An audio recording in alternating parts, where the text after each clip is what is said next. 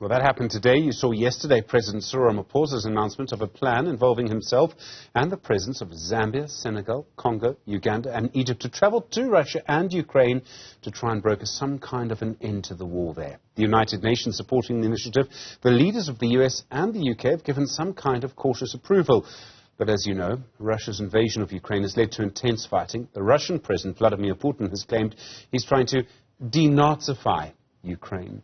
Piers Pigou is the head of the Southern African program at the Institute for Security Studies in South Africa. Piers, good afternoon to you. The President's announcement yesterday came almost out of nowhere, but I imagine there would have been talks behind the scenes for a very long time before yesterday's announcement. Yes, thanks, Stephen, and good afternoon to you and the viewers.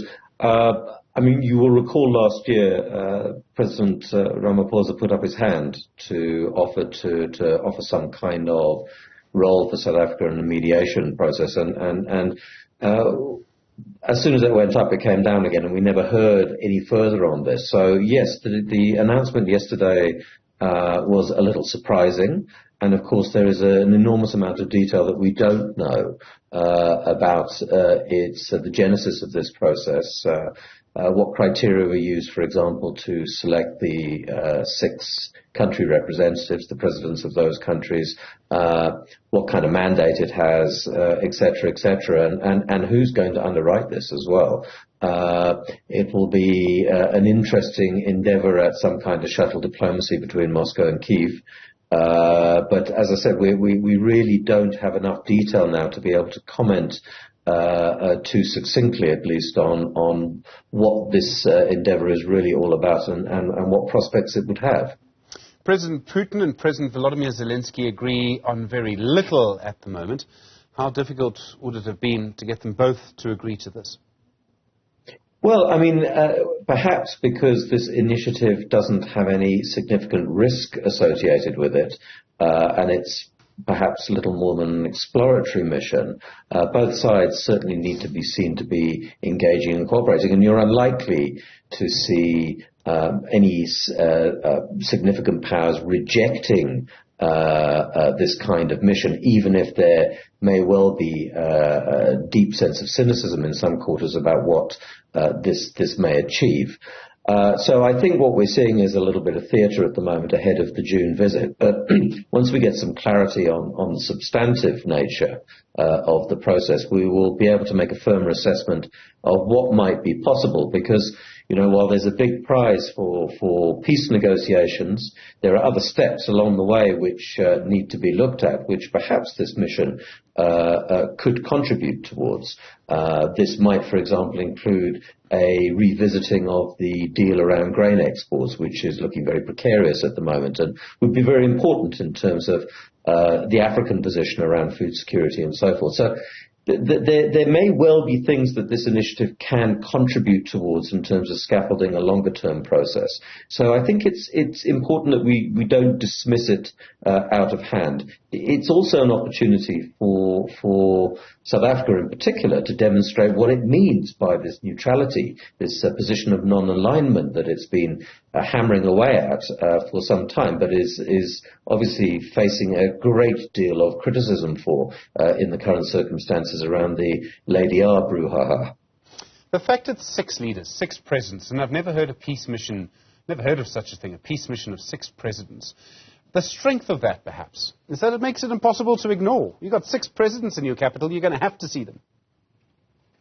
Well, yes, at one level that is the case, and it's an interesting grouping there, and as I said earlier, it's not clear what criteria were employed to select them, and what kind of gravitas they will be able to bring to the table, and will they, in their respective parts of the continent, be able to bring others from the continent? Are they representing an African position? That seems unlikely, given the various positions that we've seen from African countries in terms of its voting record at the UN around the invasion.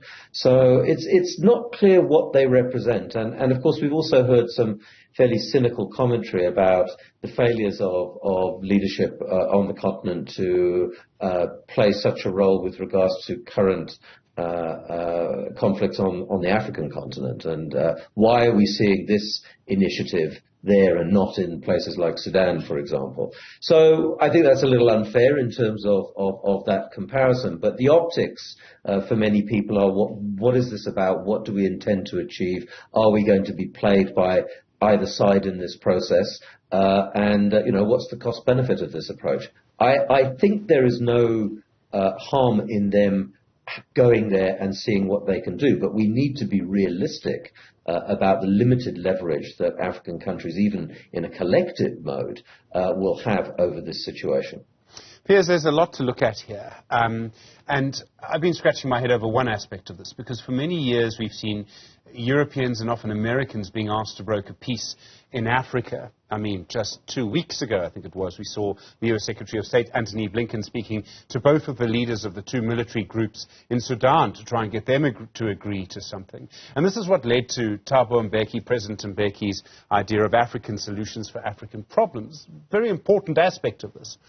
Now, if there is even the slightest likelihood of a massive conflict in Europe between Russia and Ukraine being lessened, being improved, even if peace is brought by leaders from Africa, that would really change things, wouldn't it?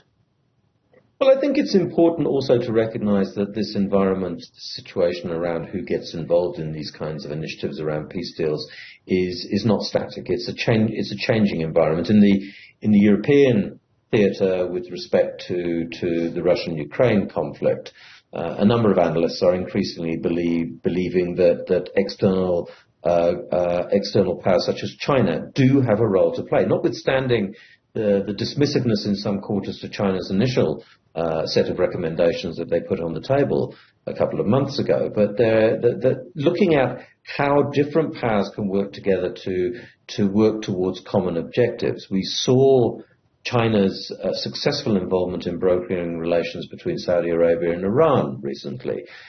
We really do need to look at the interconnectedness between different initiatives, and that does need to be spanned beyond the traditional actors that have been involved in these issues. And whilst these are important actors with deep experience that we also have much to learn from in the global south, it's important that our own experiences are brought to the table as well. And I think South Africa has been trying to push that for some time. I think the danger of the South African position is that we kind of can't rest on our laurels in terms of the historical experience of being birthed out of negotiations and so forth. And we need to see much more investment in competency and capacity to deal with negotiations and so forth. We need the experience and knowledge of a generation that is leaving us now to be imbued into a new set of skilled practitioners dealing with mediation, conflict resolution and so forth.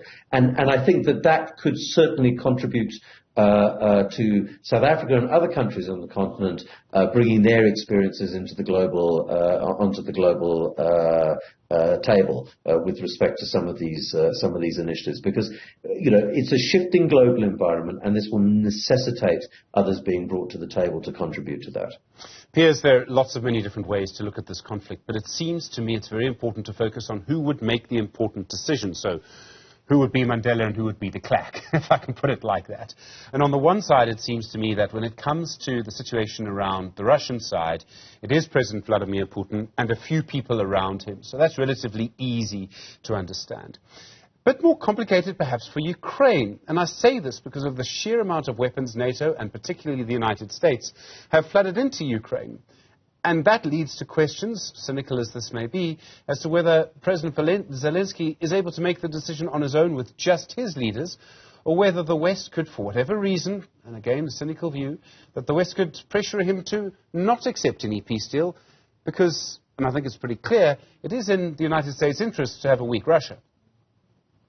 Yeah, and we've seen this analysis, this kind of analysis flying around for some time now in terms of trying to understand the ebbs and flows in the prospects of diplomatic initiatives there, and where are the brakes being applied in these processes. A number of people I've spoken to in the last day with respect to this initiative don't believe the United States will support it, but of course they can't be seen to not be supporting it either. That is the view of some analysts. From the South African perspective, we or certainly the ANC, in terms of its policy positions, and alliance partners have made it quite clear that they see the war in Ukraine as a proxy war between Europe and the Americans and Russia in this way. Now, that's a factor, that's a factor that will have to be considered in terms of others' interests that will need to be considered here. And I think, this is one of the reasons this remains extremely complicated at this juncture. And of course, this goes to the question of whether the African presidents and the support structures they have around them to drive such a process really have the capacity and bandwidth to deal with those complexities, let alone the leverage and the global clout, so to speak, to try and bring some of these big players to the table. So yes, I think we temper our expectations on this, but it is an opportunity, I think, to explore what appetite the different players, both direct combatants, but also some of the proxies that are out there, either supporting Ukraine or the few elements that have been supporting Russia as well, what their position is on this. So we should try and look for some silver linings, but not be naive about what this process is going to achieve. Piers Pigou, thank you. Head of the Southern African Programme at the Institute for Security Studies. Really appreciate your analysis.